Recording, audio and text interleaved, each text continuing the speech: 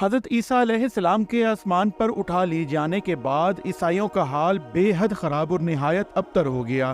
لوگ بت پرستی کرنے لگے اور دوسروں کو بھی بت پرستی کرنے پر مجبور کرنے لگے۔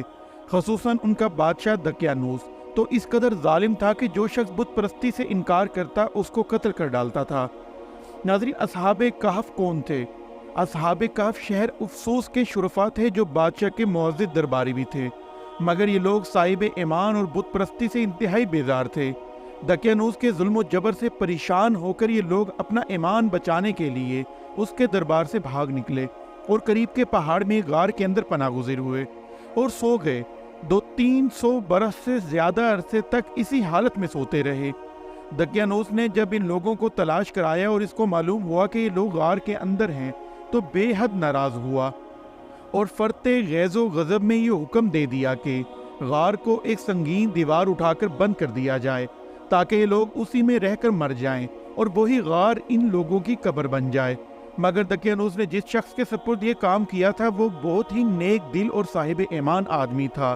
اس نے اصحاب کہف کے نام، ان کی تعداد اور ان کا پورا واقعہ ایک تختی پر کندہ کرا کر تانبے کے صندوق کے اندر رکھ کر دیوار کی بنیاد میں رکھ دیا اور اسی طرح کی ایک تختی شاہی خزانے میں بھی محفوظ کرا دی۔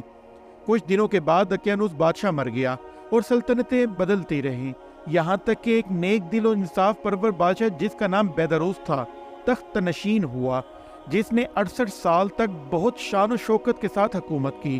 اس کے دور میں مذہبی فرقہ بندی شروع ہو گئی اور بعض لوگ مرنے کے بعد اٹھنے اور قیامت کا انکار کرنے لگے۔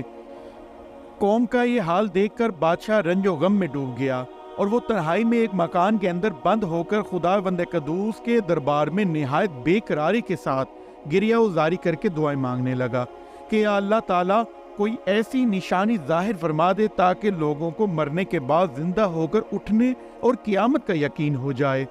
بادشاہ کی دعا مقبول ہو گئی اور اچانک بکریوں کے ایک چرواہے نے اپنی بکریوں کو ٹھہرانے کے لیے اس غار کو منتخب کیا اور دیوار کو گرا دیا۔ دیوار گرتے ہی لوگوں پر ایسی ہیبت و دہشت سوار ہو گئی کہ دیوار گرانے والے لرزہ براندام ہو کر وہاں سے بھاگ گئے اور اصحاب کہف بحکم الہی اپنی نیند سے بیدار ہو کر اٹھ بیٹھے اور ایک دوسرے سے سلام و کلام میں مشغول ہو گئے اور نماز بھی ادا کر لی۔ جب ان لوگوں کو بھوک لگی تو ان لوگوں نے اپنے ایک ساتھی یملیخا سے کہا کہ تم بازار جا کر کچھ کھانا لاؤ اور نہایت خاموشی سے یہ بھی پتہ کرو کہ دقیانوس ہم لوگوں کے بارے میں کیا ارادہ رکھتا ہے۔ یملیخا غار سے نکل کر بازار گئے اور یہ دیکھ کر حیران رہ گئے کہ شہر میں ہر طرف اسلام کا چرچا ہے اور لوگ اعلانیہ حضرت عیسیٰ علیہ السلام کا کلمہ پڑھ رہے ہیں۔ یملیخا یہ منظر دیکھ کر محو حیرت ہو گئی کہ الہی یہ کیا ماجرا ہے کہ اس شہر میں تو ایمان و اسلام کا نام لینا بھی جرم تھا، آج یہ انقلاب کہاں سے اور کیسے آ گیا؟ پھر یہ ایک نان بائی کی دکان پر کھانا لینے گئے اور دقیانوسی زمانے کا روپیہ دکاندار کو دیا جس کا چلن بند ہو چکا تھا، بلکہ کوئی سکے کا دیکھنے والا بھی باقی نہیں رہا تھا۔ دکاندار کو شبہ ہوا کہ شاید اس شخص کو کوئی پرانا خزانہ مل گیا ہے، چنانچہ دکاندار نے ان کو حکام کو سپرد کر دیا اور حکام نے ان سے خزانے کے بارے میں پوچھ گچھ شروع کر دی اور کہا بتاؤ خزانہ کہاں ہے؟ یملیخا نے کہا کہ کوئی خزانہ نہیں ہے، یہ ہمارا ہی روپیہ ہے۔ حکام نے کہا کہ ہم کس طرح مان لیں کہ روپیہ تمہارا ہے؟ یہ سکہ 300 برس پرانا ہے اور برسوں گزر گئے کہ اس سکے کا چلن بند ہو گیا ہے اور تم ابھی بھی جوان ہو، لہذا صاف صاف بتاؤ کہ عقدہ حل کیا ہے۔ یہ سن کر یملیخا نے کہا تم لوگ یہ بتاؤ کہ دقیانوس بادشاہ کا کیا حال ہے؟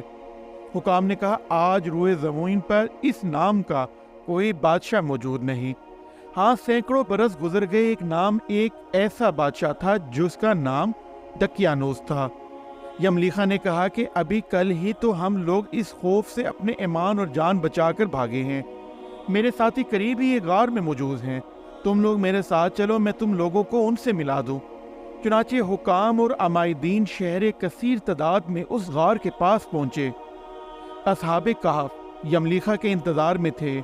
جب ان کی واپسی میں دیر ہوئی تو ان لوگوں نے خیال کر لیا کہ شاید یملیخا گرفتار ہو گئے، اور جب غار کے منہ پر بہت سے آدمیوں کا شور و غوغا ان لوگوں نے سنا تو سمجھ بیٹھے کہ غالباً دقیانوس کی فوج ہماری گرفتاری کے لیے آ پہنچی ہے۔ تو یہ لوگ نہایت اخلاص کے ساتھ ذکر الہی اور توبہ و استغفار میں مشغول ہو گئے۔ حکام نے غار پر پہنچ کر تانبے کا صندوق برآمد کیا اور اس کے اندر سے تختی نکال کر پڑھا تو اس تختی پر اصحاب کہف کا نام لکھا تھا، اور یہ بھی تحریر تھا کہ یہ مومنوں کی جماعت اپنے دین کی حفاظت کے لیے دقیانوس بادشاہ کے خوف سے اس غار میں پناہ گزیر ہوئے ہیں۔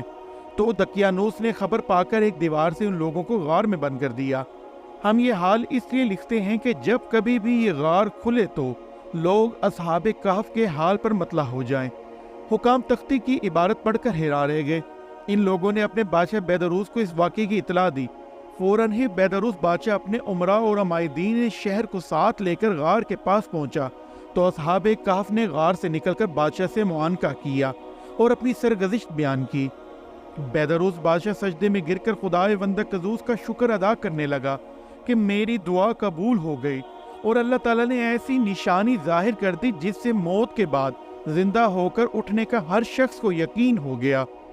اصحاب کہف بادشاہ کو دعائیں دینے لگے کہ اللہ تعالیٰ تیری بادشاہی کی حفاظت فرمائے، اور اب ہم تمہیں اللہ کے سپرد کرتے ہیں۔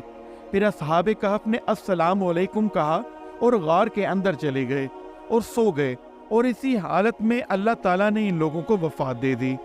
بادشاہ بیدروس نے سال کی لکڑی کا صندوق بنوا کر اصحاب کہف کی مقدس لاشوں کو اس میں رکھوا دیا، اور اللہ تعالیٰ نے اصحاب کہف کا ایسا رعب لوگوں کے دلوں میں پیدا کر دیا کہ کسی کی یہ مجال نہیں کہ غار کے منہ تک جا سکے۔ اس طرح اصحاب کہف کی لاشوں کی حفاظت کا اللہ تعالیٰ نے سامان کر دیا۔ پھر بیدروس بادشاہ نے غار کے منہ پر ایک مسجد بنوا دی اور سالانہ ایک دن مقرر کر دیا کہ تمام شہر والے اس دن عید کی زیارت کے لیے آیا کریں۔ ناظرین، اصحاب کہف کی تعداد میں جب لوگوں کا اختلاف ہوا تو آیت نازل ہوئی کہ فرماؤ میرا رب ان کی گنتی خوب جانتا ہے، انہیں نہیں جانتے مگر تھوڑے۔ حضرت عبداللہ بن عباس رضی اللہ تعالیٰ عنہما نے فرمایا ہے کہ میں انہی کم لوگوں میں سے ہوں جو اصحاب کہف کی تعداد کو جانتے ہیں۔ پھر آپ نے فرمایا کہ اصحاب کہف کی تعداد 7 ہے اور 8 ان کا کتا ہے۔ ناظرین، اسی دعا کے ساتھ اپنی ویڈیو کا اختتام کرتے ہیں کہ اللہ ہم سب کو اپنی امان میں رکھے، ہم پر اپنا رحم فرمائے اور ہمارے والدین کا سایہ ہمیشہ ہم پر سلامت رکھے۔ آمین۔ اللہ حافظ۔